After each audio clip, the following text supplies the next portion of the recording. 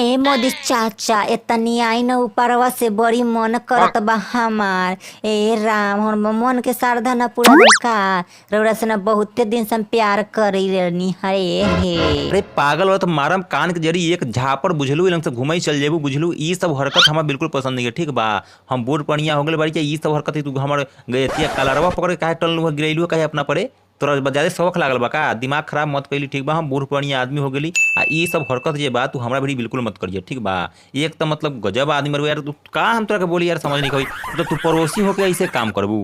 तुम तो शर्म उरम ना आवेला? बूढ़ पनिया आदमी हम बाड़ी तो चाचा सामान बानी हम ऐसे तो काम करबू? मतलब तो पति उति नहीं खेगा? ए मोदी चाचा का बताई हमार तो दुल्हा बाटे बाकी रौरो से बुढ़ा गेल के का करी चारवा के देखू न ओने बैठल बाटे ओकर गोरवा लौकई ओने ओने न बैठल बाटे चारवा का से न कुछो हो खलई। हम तो तंग आ गेल बाड़ी का करी सोचई बाड़ी नु कोनो जवान देख के नु भाग गेल ओकरा जोरे चारवा बुढ़ा गेल बाटे। अरे पागल आदमी, जब बूढ़ पनिया बेचारा हो गए बान, हमार भाई बानू पड़ोसी बारन बूढ़ पनिया हो गए बारन तो इमे बात कौन बाटे? बूढ़ पनिया के तू शादी कहला कैलू?